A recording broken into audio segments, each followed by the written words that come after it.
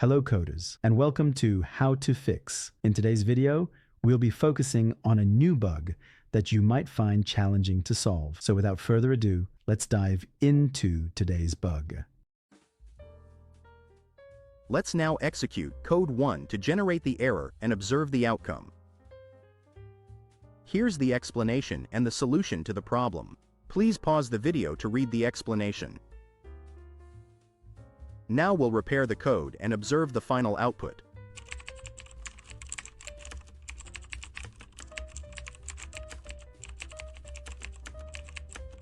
And bingo! The code performs perfectly and our output is just right. The error has been fixed. That's all for today's session.